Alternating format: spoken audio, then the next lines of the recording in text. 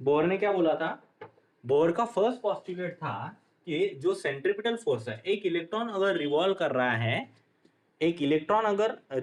रहा है किसी एटम के न्यूक्लियस के राउंड में, तो वो गोल घुमाने के लिए जो सेंट्रीपिटल फोर्स लगेगा, है ना, क्या लगेगा? जो सेंट्रीपिटल फोर्स लगेगा वो रहेगा mv²/r। बरोबर धनराज? और ये सेंट्रीपिटल फोर्स कौन प्रोवाइड करने वाला है? ये सेंट्रीपिटल फोर्स प्रोवाइड करने वाला है इलेक्ट्रोस्टैटिक फोर्स। तो इलेक्ट्रोस्टैटिक फोर्स क्या होता है? 1/4πε0 के। अब यहाँ पर के की वैल्यू रहेगी 1 फॉर एयर और वैक्यूम। तो 1/4πε0 Q²/r²। अब यहाँ पर चार्ज क्या है? इलेक्ट्रॉन है। घूमने वाला कौन है? इलेक्ट्रॉन। बराबर है धनराज? समझ लगा? So mv²/r is equivalent to 1/4πε0 e²/r²। तो यहाँ पे अगर हमें v² निकालना है तो कैसे निकालेंगे हम? ये देखो, एक आर कैंसल हो जाएगा, है। अब ये इधर चला जाएगा, यहाँ पे क्या बचा? 1/4πε0 e²/r। ओके। अब ये मास है, मास मल्टीप्लिकेशन में इधर जाते समय कैसा चला जाएगा? वो डिवीजन में। समझ में आया श्याम? ये मास इधर चला गया डिवीजन में, बाकी एज इट इज था। बाकी कुछ चेंज हो क्या? समझ लगा श्याम? यस नो बोला? अब ध्यान। और दूसरा, बोहर्स ऑर्बिट। अब सेकंड सेकंड पोस्टुलेट क्या था? Bohr's postulate. जो एंगुलर मोमेंटम है, एंगुलर मोमेंटम क्या है? mvr। ये कितनी है? एंगुलर मोमेंटम मल्टीप्लर रहती है n की, तो ये रहती है nh/2π। अब ध्यान दो जरा। अब अगर मुझे वेलोसिटी निकालनी है तो मैं क्या करूंगा? nh/2π एज इट इज है, इसको मैं हाथ में लगाऊंगा। ये मास और रेडियस यहाँ पर मल्टीप्लीकेशन में, इधर जाते समय कैसे हो जाएंगे रे? ये मास इधर जाते समय डिवीजन में, और ये रेडियस भी इधर जाते समय डिवीजन में चल जाएंगे। बराबर? अभी समझा? अब क्या मैं कहूं, अगर v की बात ये है तो v² कितना रहेगा? क्या रहेगा v²? n²h²/2। 2 का स्क्वायर कितना? 2 का स्क्वायर 4, पाई का स्क्वायर पाई², एम का स्क्वायर m², और आर का स्क्वायर r²। बराबर? यहां तक कुछ डाउट है?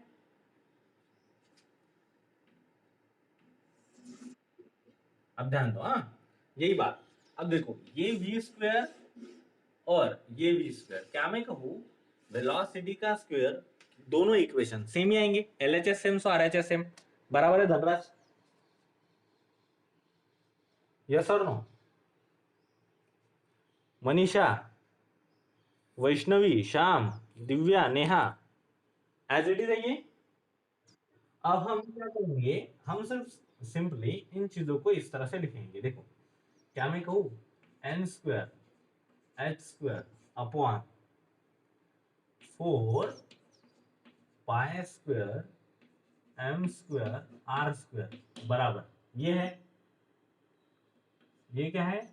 1/4πε0 e²/rm। बराबर? यहां तक कोई डाउट है अभी? अब ध्यान दो, 4 विल गेट कैंसल, एक पाई कैंसल हो गया है, एक मास कैंसल हो गया, और एक रेडियस कैंसल हो गई। समझ में आया? तो नीचे क्या बचा? n²h²/πm r बराबर यहां पर e²/ε। बराबर? समझ में आ गया? यहां तक कोई डाउट? अगर मुझे r निकालना है तो मैं r को इधर लेके जाऊंगा, तो r यहाँ पे डिनोमिनेटर में, इधर जाने के बाद में क्या हो जाएंगी? न्यूमरेटर। अब यहाँ पर क्या है? n²h²/πm r। पाई m ऑलरेडी है ना? ये e² इधर आ जाएगा, और ये एप्सिलॉन 0 इधर, है ना? समझ में आया कि नहीं तुम लोगों को? और ये एप्सिलॉन 0 इधर, समझ में आया?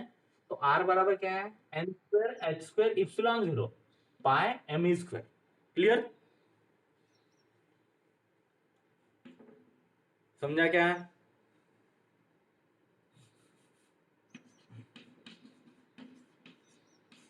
समझा कि नहीं समझा? रोहन, श्याम, धनराज, अब ध्यान दो। एन एन है प्रिंसिपल क्वांटम नंबर, सो एन छोड़ के, है ना, एन चेंज हो सकता है, बराबर, लेकिन एन स्क्वायर चेंज है। एच क्या है? जब एन की वैल्यू 1 रहती है, फॉर, हम बोलेंगे for n equals to 1, for n equals to 1, ये क्या रहेगा? 1 स्क्वायर इंटू एच। एच होता है प्लैंक्स कांस्टेंट, उसकी वैल्यू क्या है? 6.63 इंटू 10⁻⁻34। अब ये उसका भी स्क्वायर है। एप्सिलॉन 0 की वैल्यू क्या होती है? 8.85 इंटू 10⁻⁻12। ये भी एक कांस्टेंट है? अपॉन पाई की वैल्यू क्या होती है रे? 3.14।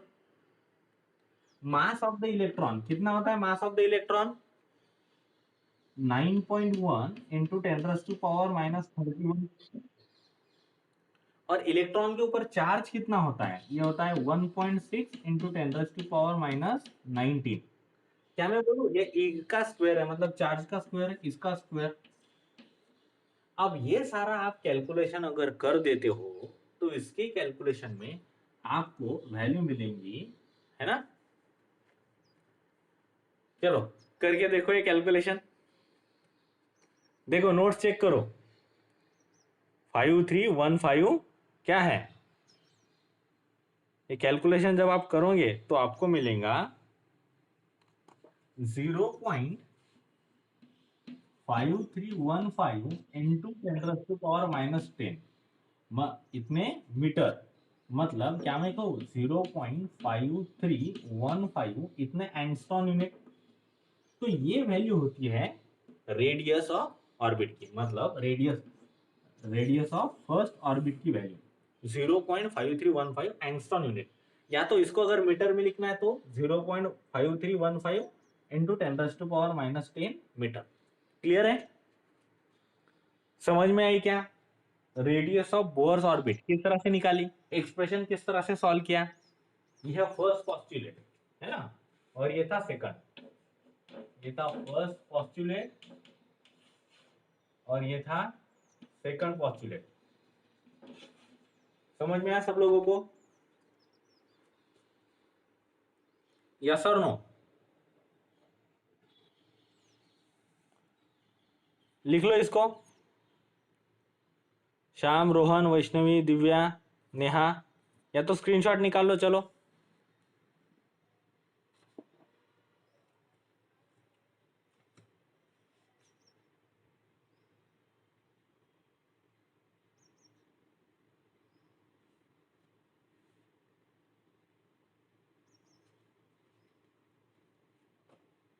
हो गए क्या श्याम, रोहन? अब ध्यान दो। अब क्या मैं कहूं कि रेडियस ऑफ बोर्स ऑर्बिट ये एन स्क्वायर से डायरेक्टली प्रोपोर्शनल है। ध्यान दो, हमने यहां पर एन की वैल्यू 1 ली थी। क्या मैं कहूं एन की वैल्यू अगर 2 लेंगे तो ये चेंज हो जाएंगी,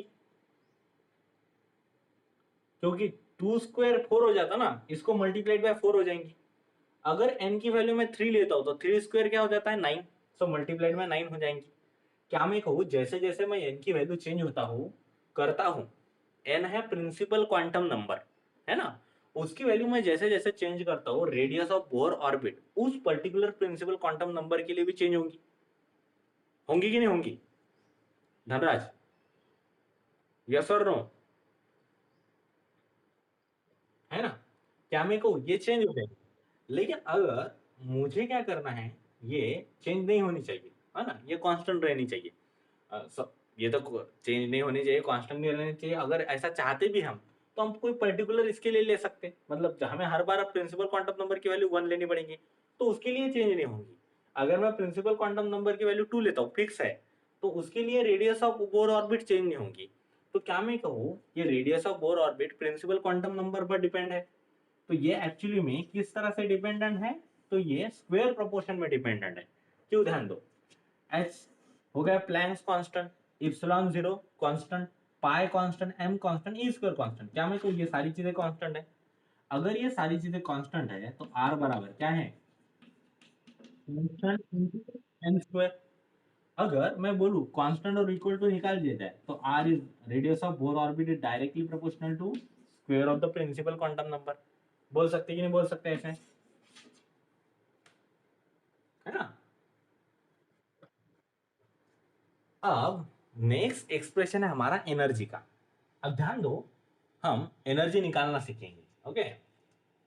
अब बोहर्स ऑर्बिट में हम जब काइनेटिक एनर्जी, पोटेंशियल एनर्जी और टोटल एनर्जी निकालते हैं तो किस तरह से निकालेंगे, है ना। ये समझ में आ गया था, मिटा दूं ये प्रिंस, ये फर्स्ट की चलो हम लोगों को जरूरत रहेगी। क्या मैं बोलूं बोहर फर्स्ट पोस्टुलेट क्या है, mv स्क्वायर बाय आर बराबर 1/4πε0 ई स्क्वायर अपॉन आर स्क्वायर, है कि नहीं है।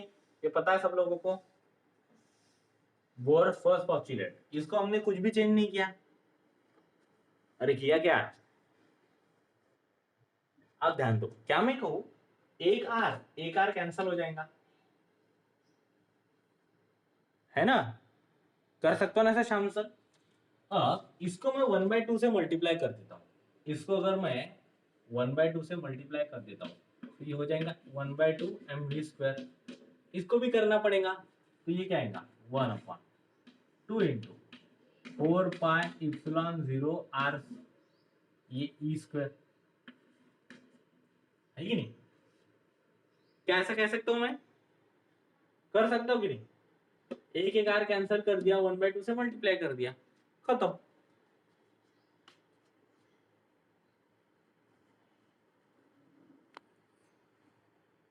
अरे कर सकते हैं ना। अब ध्यान दो जरा, अब क्या मैं कहूं हाफ एमवी स्क्वायर मतलब क्या होता है, kinetic energy. Half m v square किसका फॉर्मूला है, काइनेटिक एनर्जी का फॉर्मूला है ना। तो काइनेटिक एनर्जी कितनी आ गई, e square upon pi epsilon 0 r, 8πε0 r. अरे यस और नो, क्या मैं कहूं ये काइनेटिक एनर्जी, ये क्या है काइनेटिक एनर्जी, है ना। अब इसमें हमने आर की वैल्यू डाली है, इसको छोड़ देते हैं। अब हम पोटेंशियल एनर्जी निकालते हैं, है ना। जब आर की वैल्यू डालेंगे, आर की वैल्यू क्या थी, बट आर बराबर क्या है, अभी निकाले ना, epsilon 0 h square upon pi m e square, ऐसी कुछ तो भी थी ना, अभी तो निकाली हमने, है कि नहीं? इसको यहाँ पे डाल दो तो के ही देखो क्या हो जाएंगी,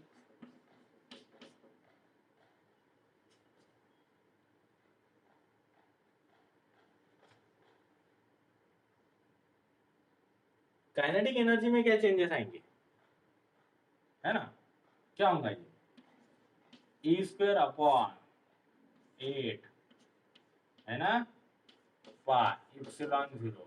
अब आर की जगह पे ये डालो, epsilon 0 h square n square upon pi m e square, करो पाई पाई कैंसल, है, देन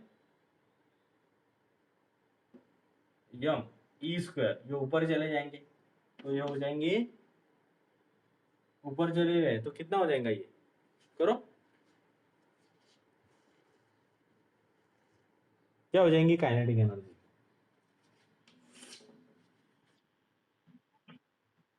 है ना, m e⁴ अपॉन नीचे क्या है 8 इप्सिलॉन 0 ई स्क्वायर, नहीं ई स्क्वायर नहीं, epsilon 0 square h square n square बराबर, ये हो जाएंगी काइनेटिक एनर्जी।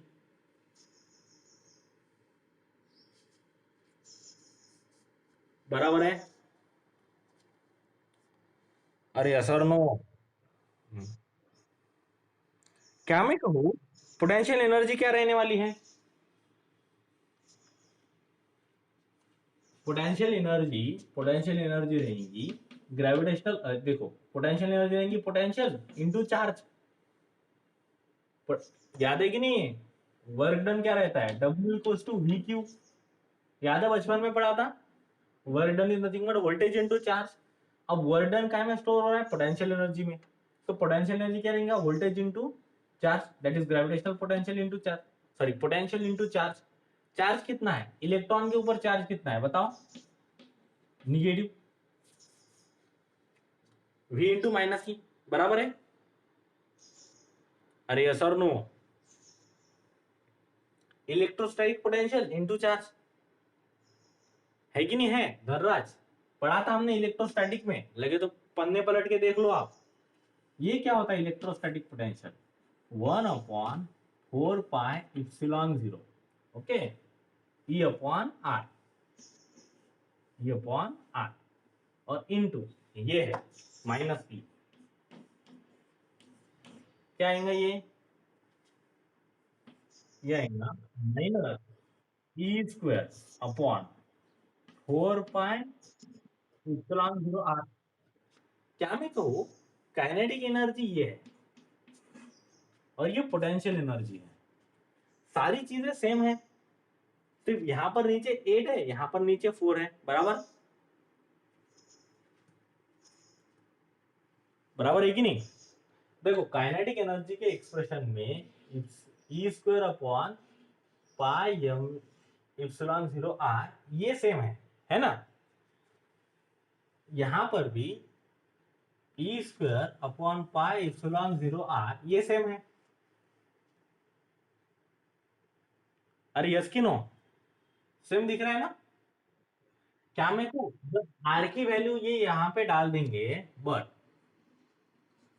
आर की वैल्यू जब यहां पे डाल देंगे, क्या है आर की value? Epsilon 0 h square n square upon pi m e square. तो इसके इक्वेशन में वही चेंज आ जाएगा, सिर्फ ये 4 और 8 छोड़ के बाकी इक्वेशन तो सेम आने वाला है, बाकी एक्सप्रेशन सेम आने वाला है ना? तो यहाँ पे 8 है तो ये पोटेंशियल एनर्जी को हम, यहाँ पे 8 है तो यहाँ पे हम 4 लिखते हैं, बाकी सारा एज इट इज लिखेंगे। और यहाँ पे साइन माइनस है तो माइनस को माइनस ही रहने देंगे, क्योंकि माइनस साइन की कोई बात नहीं है हमारी। तो माइनस, क्या मैं कहूँ ये रहेगा minus m e raise to power 4, यहाँ पर 4 pi epsilon 0, sorry 4 epsilon 0 square h square n square ये रहेगा, है कि नहीं? यस और नो? ये है पोटेंशियल एनर्जी। क्या मैं कहूँ ये, इसको मैं बोलता हूँ इक्वेशन नंबर, है ना, इसको मैं बोलता हूँ इक्वेशन नंबर 2, इसको बोल देते हैं 3, है ना? या इसको इक्वेशन नंबर ए बोल दो, इक्वेशन नंबर इसको बी बोल दो। क्या इक्वेशन ए और इक्वेशन बी, है ना, दोनों को ऐड करने से हमें टोटल एनर्जी मिल जाएंगी,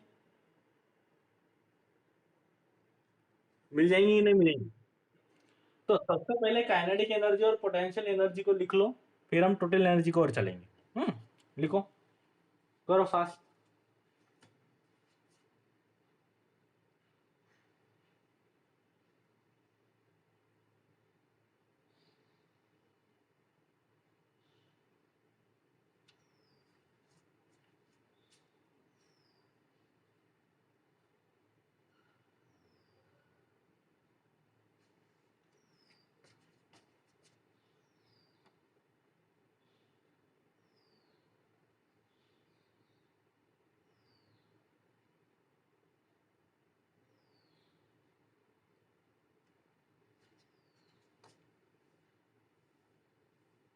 हो गया क्या?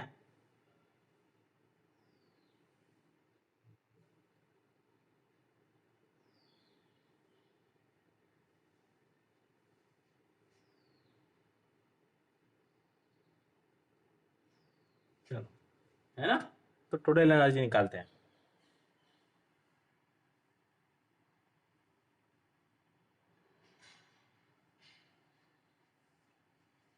निकालो टोटल एनर्जी, काइनेटिक और पोटेंशियल के एडिशन कर दो।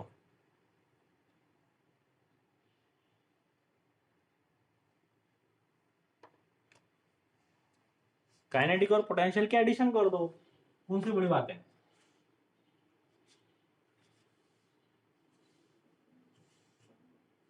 क्या है टोटल एनर्जी? क्या है total energy? Nothing but kinetic energy plus potential energy. क्या है kinetic energy? m e raise to power 4। चलो, ये दोनों में से हम क्या करते हैं, कॉमन चीजें निकाल लेते हैं। देखो, काइनेटिक और पोटेंशियल दोनों में m e raise to power 4 है ना? क्या है? इप्सिलॉन जीरो स्क्वायर भी कॉमन है, h स्क्वायर n स्क्वायर भी कॉमन है, बराबर? ये सारी कॉमन चीजें, m e raise to power 4, epsilon zero square, h square n square. यहाँ पर भी सेम है। यहाँ पर है 1/8 और यहाँ पर है -1/4। तो 1/8 माइनस 1/4 कितना आता है बताओ? 1/4 कर दिया, -1/8। अब हमें पता है कि ये आएंगे उसकी total energy, -1/8 m e raise to power 4 epsilon zero square h square n square, है ना? तो जब ये माइनस साइन है ना, हमें पता है माइनस साइन है, 8 कांस्टेंट है, मास कांस्टेंट है, charge on electron is also constant, epsilon zero is also constant, h constant है। ये सारी चीजें अगर कांस्टेंट है तो total energy constant upon n square हो जाएंगी, सिर्फ प्रिंसिपल क्वांटम नंबर चेंज हो जाएगा।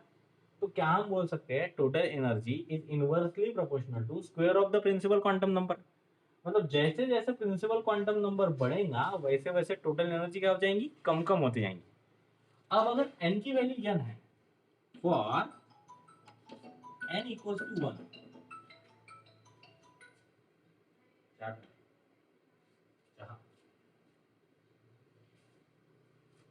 तो अगर फॉर n इक्वल्स टू 1 अगर हम टोटल एनर्जी निकाले तो टोटल एनर्जी कितनी आएंगी?